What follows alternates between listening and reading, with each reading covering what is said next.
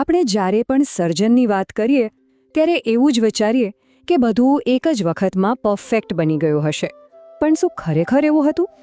શ્રીમદ ભાગવતમમાં એક બહુ જ રસપ્રદ કથા છે જે બતાવે છે કે બ્રહ્માંડનું સર્જન એ ટ્રાયલ અને એરરની એક લાંબી કહાણી હતી.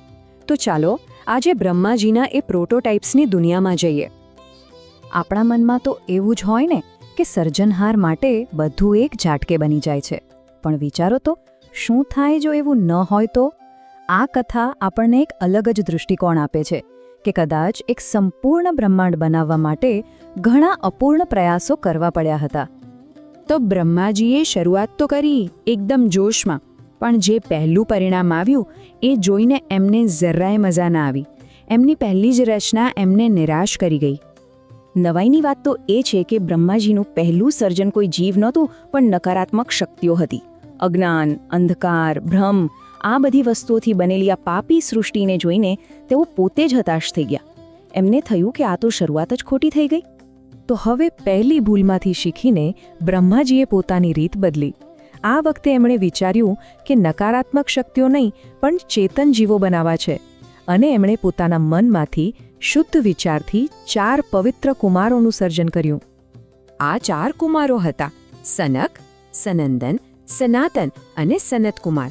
એ જન્મથી જ એટલા જ્ઞાની ને વિરક્ત હતા, પણ થયું એવું કે એમની આ જ ખૂબી, એમની આ જ પવિત્રતા એ જ એક પ્રોબ્લેમ બની ગઈ.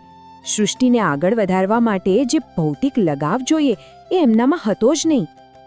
બ્રહ્માએ તો એમને કહ્યું કે ભાઈ, હવે તમે પ્રજા વધારીને સૃષ્ટિને આગળ વધારો, પણ કુમારોએ તો ચોખ્ખી ના પાડી દીધી. એમણે કહ્યું, અમારે સંસારમાં નહીં પણ મોક્ષમાં રસ છે. સર્જનહાર માટે આ એક બહુ મોટો ઝટકો હતો. હવે પોતાના જ દીકરાઓ ના પાડે એટલે બ્રહ્માજીનો ગુસ્સો 7મા આસમાને પહોંચ્યો, અને એમના આ ભયંકર ક્રોધમાંથી એક એવા જીવનો જન્મ થયો જે શક્તિશાળી તો હતો પણ સાથે સાથે ખામીઓથી ભરેલો પણ હતો. જરા વિચારો, આખા બ્રહ્માંડના સર્જક જ્યારે ગુસ્સે થાય તો એ ગુસ્સો કેવો હશે? એમનો ક્રોધ એટલો પ્રચંડ હતો કે માત્ર એક લાગણી ન રહ્યો, પણ એણે એક જીવંત રૂપ લઈ લીધું. બ્રહ્માજીની ભ્રમરોની વચ્ચેથી એક બાળકનો જન્મ થયો. એનામાં ક્રોધનો લાલ રંગ હતો અને આકાશનો વાદળી રંગ. અને જન્મતાની સાથે જ એ એટલું જોરથી રડ્યો, એટલી ગર્જના કરી કે બ્રહ્માજીએ એનું નામ જ પાડી દીધું રુદ્ર, એટલે કે ગર્જના કરનાર.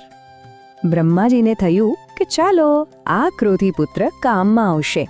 એમણે રુદ્રને જબરદસ્ત શક્તિઓ આપી, અલગ અલગ બ્રહ્માંડીય ક્ષેત્રો આપ્યા અને બસ એક જ કામ સોંપ્યું, જા સર્જન કર.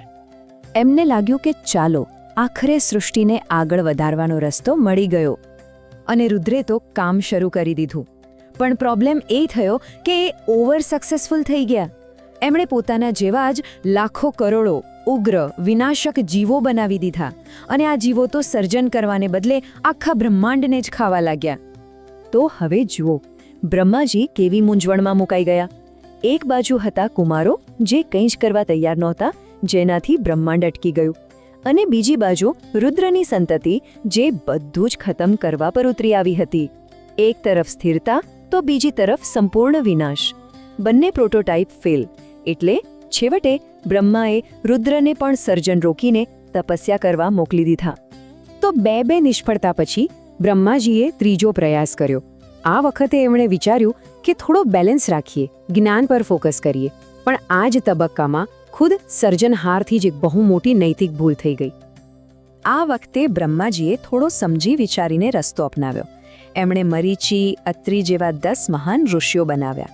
આ પ્રજાપતિઓનું કામ હતું દુનિયામાં જ્ઞાન અને વ્યવસ્થા ફેલાવવાનું. અને આ તો ખરેખર ગજબની વાત છે. બ્રહ્માજીએ ખાલી જીવો જ નહીં પણ આઈડિયાઝ પણ બનાવ્યા. પોતાની છાતીમાંથી ધર્મ એટલે કે ઓર્ડર, અને પીઠમાંથી અધર્મ એટલે કે કેઓસ.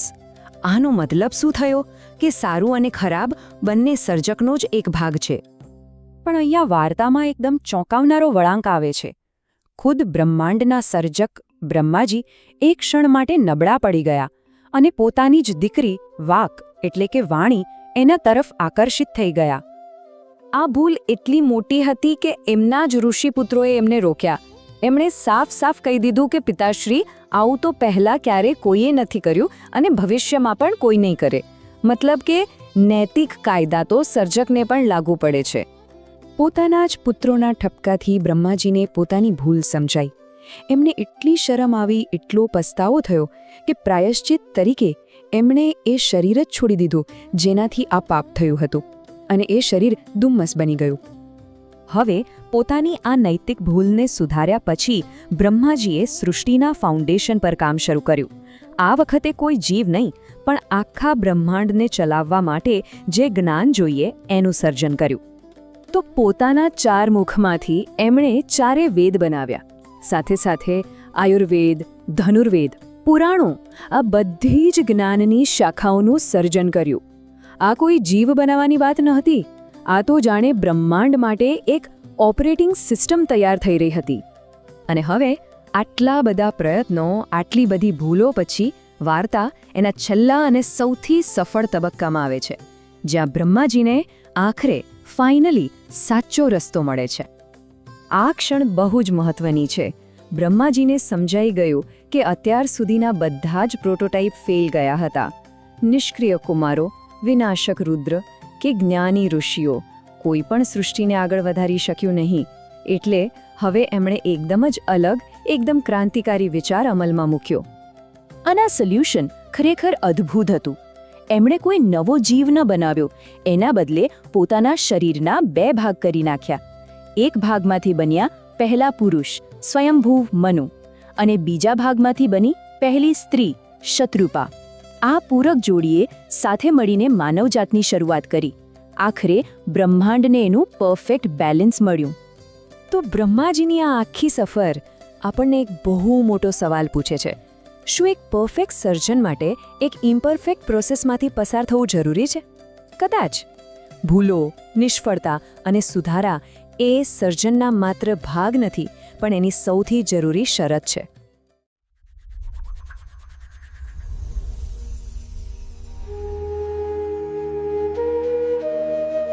નમસ્કાર. ધ ડીપ ડાઇવમાં આપનું સ્વાગત છે. આજે આપણે એક એવા વિષયમાં ઊંડા ઉતરવાના છીએ જે બહુ જ પાયાનો છે. સૃષ્ટિની શરૂઆત એ થઈ કેવી રીતે? અને આ માટે આપણી પાસે શ્રીમદ ભાગવત મહાપુરાણના તૃતીય સ્કંધનો 12મો અધ્યાય છે, જેમાં બ્રહ્માજીની સર્જન યાત્રાનું એકદમ વિગતવાર વર્ણન છે. હા, પણ આ કોઈ એવી સીધી સાદી વાર્તા નથી કે એક દિવસમાં બધું બની ગયું. આ તો પ્રયત્નો, ભૂલો અને પછી સુધારાઓની એક અદ્ભુત ગાથા છે. બરાબર. એટલે આજના વિશ્લેષણનું આપણું મિશન એ સમજવાનું છે કે બ્રહ્માજીના પહેલા પ્રયાસો કેમ સફળ ન થયા, ક્રોધ જેવી નકારાત્મક લાગણીમાંથી એક મહાન દેવનો જન્મ કેવી રીતે થયો, અને કેવી રીતે ખુદ સર્જનહારને એમના જ સર્જન પાસેથી ધર્મનો પાઠ શીખવો પડ્યો. ચાલો તો પછી આ કથાના તાણાવાણા ઉકેલીએ. તો શરૂઆત ક્યાંથી થાય છે? મૈત્રેય ઋષિ વિદુરજીને કહે છે કે બ્રહ્માજીએ સૌથી પહેલા જે સૃષ્ટિ રચી તે અજ્ઞાનની 5 વૃત્તિઓ હતી. એક મિનિટ, અહીં જ મને પહેલો ઝટકો લાગે છે. સૃષ્ટિની શરૂઆત જ્ઞાનથી નહીં પણ અજ્ઞાનથી. આ કેવી રીતે શક્ય છે? આ જ તો આ કથાનું સૌંદર્ય છે. એ આપણને શરૂઆતમાં જ કહી દે છે કે આ ભૌતિક જગતનું મૂળભૂત સ્વરૂપ માયા પર આધારિત છે. અચ્છા, અને આ 5 વૃત્તિઓ કઈ છે? એ છે અંધતામિષ, તામેસ્ર, મહામોહ, મોહ અને તમસ. આ બધા તમે જુઓ તો અજ્ઞાન અને ભ્રમના જ અલગ અલગ સ્તર છે. અને સ્રોતમાં આ સૃષ્ટિ માટે ખાસ શબ્દ વાપરાયો છે, ખરું ને? હા, પાપયસી, જેનો અર્થ થાય પાપમય અથવા અત્યંત દોષયુક્ત. આ જોઈને બ્રહ્માજી પોતે પણ ખુશ નહોતા. એટલે એમનો પહેલો પ્રયાસ કહી શકાય કે નિષ્ફળ ગયો. એમને પોતાની જ રચના ન ગમી. તો પછી એમણે એ રચનાનો ત્યાગ કર્યો અને ભગવાનનું ધ્યાન ધરીને પોતાના મનને શુદ્ધ કર્યું. આ બહુ મહત્વનો મુદ્દો છે. સર્જન માટે માત્ર શક્તિ નહીં પણ શુદ્ધ સંકલ્પ પણ જરૂરી છે. બરાબર. અને એ શુદ્ધ મનથી એમણે 4 મહાન તેજસ્વી મુનિઓને જન્મ આપ્યો. સનક, સનંદન, સનાતન અને સનતકુમાર. આ એમનો બીજો પ્રયાસ હતો. લાગે છે કે આ વખતે સફળતા મળશે. 4 મહાન મુનિઓ. પણ અહીં પણ કંઈક ગડબડ થઈ નહીં? હા, અહીં પણ એક અવરોધ આવ્યો. આ 4 કુમારો જન્મથી જ જ્ઞાની અને વિરક્ત હતા, ઉર્ધ્વ રહેતા હતા. ઉર્ધ્વરેતા એટલે આજીવન બ્રહ્મચારી. બિલકુલ. એમનો એકમાત્ર ધ્યેય મોક્ષ અને ભગવાનની ભક્તિ હતી. એટલે જ્યારે બ્રહ્માજીએ એમને સૃષ્ટિ વિસ્તારવા એટલે કે પ્રજા ઉત્પન્ન કરવાની આજ્ઞા આપી, ત્યારે એમણે ના પાડી દીધી, સ્પષ્ટપણે ના પાડી દીધી. કારણ કે એમના માટે સંસાર એક બંધન હતું, જ્યારે બ્રહ્માજી માટે તે એક કર્તવ્ય હતું. એટલે એક તરફ પિતાની જવાબદારી અને બીજી તરફ પુત્રોનો મોક્ષનો માર્ગ. અહીંથી જ કથામાં એક મોટો વળાંક આવે છે. હા, પોતાના જ પુત્રો દ્વારા આજ્ઞાનું ઉલ્લંઘન. આ વાત બ્રહ્માજી સહન ન કરી શક્યા. એમને અસહ્ય ક્રોધ ઉત્પન્ન થયો. અને એ ક્રોધ એમાં તેમાં નહોતો. સ્રોત કહે છે કે તે ધ્રુવિષહ હતો. એટલે કે અસહ્ય. એમણે બુદ્ધિથી એને રોકવાનો બહુ પ્રયત્ન કર્યો, પણ એ શક્તિ એટલી પ્રચંડ હતી કે એ એમની ભ્રમરોની વચ્ચેથી પ્રગટ થઈ. એક મૂર્ત સ્વરૂપ લઈને. ક્રોધમાંથી એક જીવંત અસ્તિત્વ. હા, એક નીલ લોહિત કુમારનું મિશ્રણ. આનું શું મહત્વ? કદાચ વાદળી રંગ સ્થિરતાનો અને લાલ રંગ ક્રોધ અને ઊર્જાનું પ્રતીક છે. એ દર્શાવે છે કે આ શક્તિ વિનાશક હોવા છતાં તેમાં રચનાત્મક બનવાની ક્ષમતા પણ છે. અને આ કુમાર જન્મતાની સાથે જ રડવા લાગ્યા. એમનું પહેલું વાક્ય હતું, હે જગતગુરુ, મારા નામ અને સ્થાન નિશ્ચિત કરો. બરાબર. આ તો પોતાના અસ્તિત્વના હેતુની શોધ હતી. એટલે બ્રહ્માજીએ કહ્યું, તું બાળકની જેમ રડ્યો એટલે કે અરોધી, તેથી તારું નામ રુદ્ર હશે. એટલે ક્રોધ જેવી અસ્તવ્યસ્ત ઉર્જાને એક નામ, એક ઓળખ મળી. હા, અને એ તેને નિયંત્રિત કરવાનું પહેલું પગલું હતું. પણ માત્ર એક નામ નહીં. સ્રોતમાં તો 11 નામો, 11 સ્થાનો અને 11 પત્નીઓની વાત છે. સાચી વાત. તેનો હેતુ એ દર્શાવવાનો છે કે બ્રહ્માજીએ ક્રોધમાંથી જન્મેલી આ શક્તિને સૃષ્ટિના તંત્રમાં કેવી રીતે એકીકૃત કરી. જેમ કે હૃદય, ઇન્દ્રિયો, પંચમહાભૂત એ બધા સ્થાનો રુદ્રને સોંપવામાં આવ્યા. બરાબર. ટૂંકમાં ક્રોધમાંથી જ જન્મેલી શક્તિને સૃષ્ટિનો એક અભિન્ન અને રચનાત્મક ભાગ બનાવવામાં આવ્યો. વાહ! એક અનિયંત્રિત શક્તિને સંતુલિત કરી. પણ પછી બ્રહ્માજીએ રુદ્રને પણ પ્રજા ઉત્પન્ન કરવા કહ્યું. તો શું આ ત્રીજો પ્રયાસ સફળ રહ્યો? શરૂઆતમાં તો રુદ્રે આજ્ઞા માની, પણ સમસ્યા એ થઈ કે એમણે પોતાના જેવા જ ગુણોવાળી અસંખ્ય પ્રજાઓ રચી. એટલે કે ઉગ્ર, શક્તિશાળી અને વિનાશક. બિલકુલ. એ પ્રજાઓ તો આખા જગતને ગળી જવા લાગી. આ એક અનિયંત્રિત ચેન રિએક્શન જેવું હતું. ઓહ, એટલે બ્રહ્માજીને સમજાયું કે તેમણે ઇમરજન્સી બ્રેક મારવી પડશે. હા, એ ગભરાઈ ગયા અને રુદ્રને રોક્યા. એમણે કહ્યું, બસ આવી વિનાશક પ્રજાનું સર્જન ન કર. તું સર્વ જીવોના કલ્યાણ માટે તપ કર. આ બહુ સમજદારી ભર્યું પગલું હતું. શક્તિનો નાશ કરવાને બદલે એને નવી દિશા આપી. હા, વિનાશને રોકીને તેને આત્મનિયંત્રણના માર્ગે એટલે કે તપસ્યાના માર્ગે વાળી દીધો. તો હવે સૃષ્ટિ વિસ્તારનું કામ તો હજી બાકી જ હતું.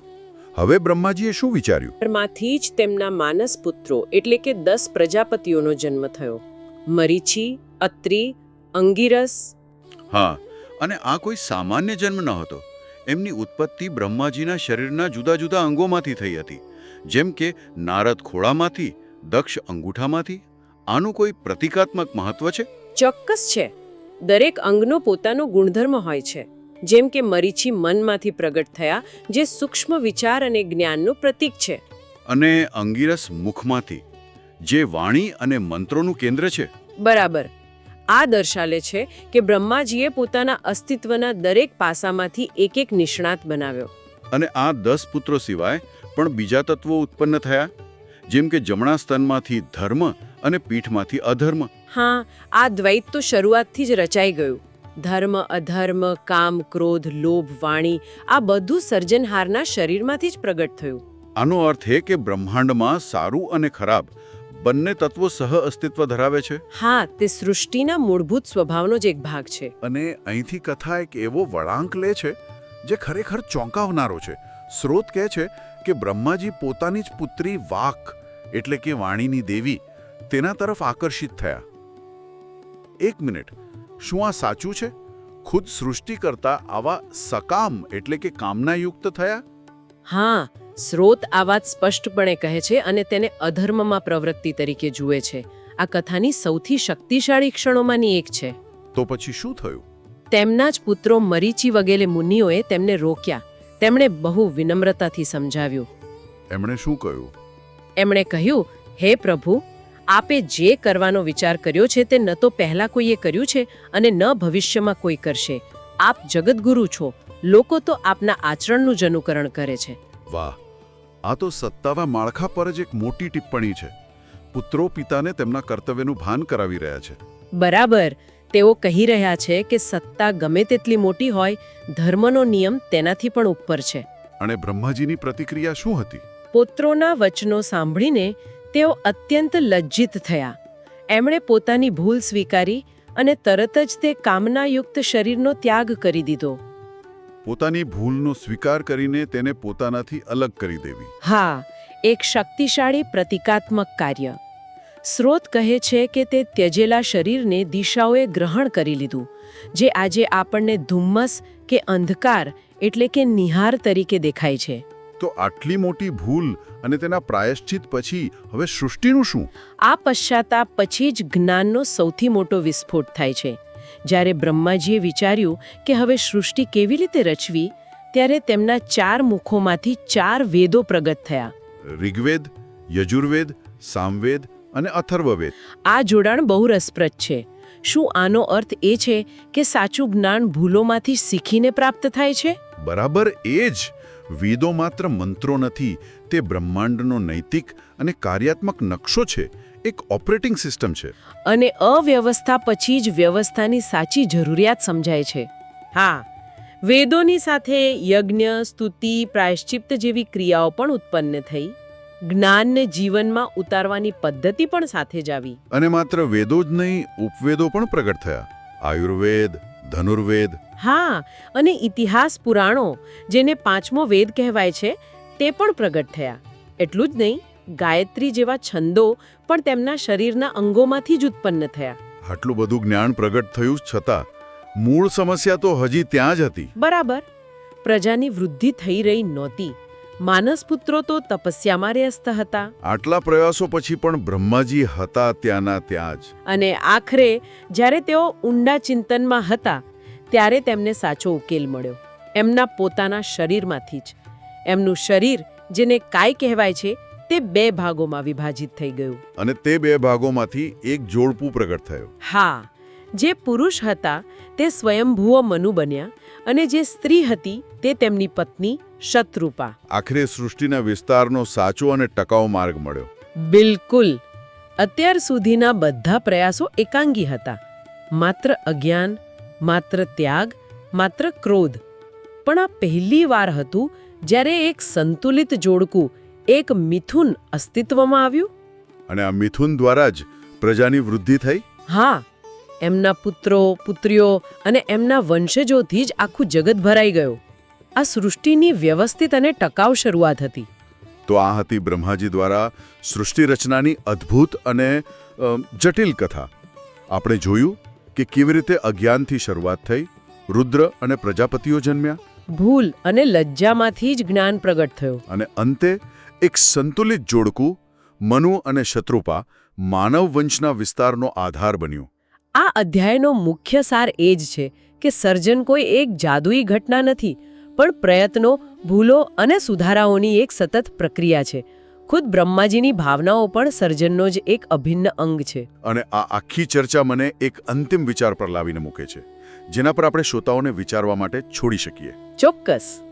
આ સ્રોત બતાવે છે કે ખુદ સૃષ્ટિકર્તા બ્રહ્માજી પણ ભૂલ કરી શકે છે, અને તેમના જ પુત્રો તેમને ધર્મનો માર્ગ બતાવે છે. આ એક ગહન વિચાર તરફ દોરી જાય છે. જ્યારે સર્વોચ્ચ સત્તાધિકારીને પણ તેમના જ સર્જન દ્વારા એક ઉચ્ચ કાયદા એટલે કે ધર્મ પ્રત્યે જવાબદાર ઠેરવવામાં આવે, ત્યારે તે સત્તા અને ન્યાયના સ્વરૂપ વિશે શું સૂચવે છે?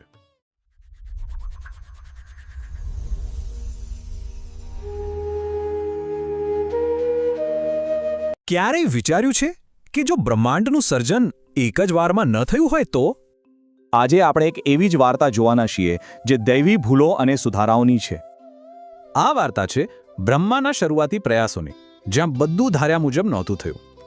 જુઓ, એમનો પહેલો પ્રયાસ જીવન બનાવવાનો નહોતો, પણ અજ્ઞાનના 5 સ્વરૂપો બનાવવાનો હતો. આ પાપમય સર્જનથી એ એટલા નિરાશ થયા કે એમણે એ વિચાર જ પડતો મૂક્યો. પછી બીજા પ્રયાસમાં એમણે પોતાના મનમાંથી 4 શુદ્ધ અને જ્ઞાની ઋષિઓ બનાવ્યા. પણ આ ઋષિઓ સંસારથી એટલા દૂર હતા કે સૃષ્ટિ આગળ વધારવામાં મદદ ના કરી. અને આ બીજી નિષ્ફળતાથી બ્રહ્માનો ક્રોધ ફાટી નીકળ્યો, સીધો એમની ભ્રમરો વચ્ચેથી. ક્રોધના એ ભડકામાંથી જન્મ થયો રુદ્રનો, એક રડતું નીલ લોહિત બાળક. રુદ્રને 11 સ્વરૂપો મળ્યા અને સૃષ્ટિ વિસ્તારવાનો આદેશ, અને એણે કામ શરૂ કરી દીધું.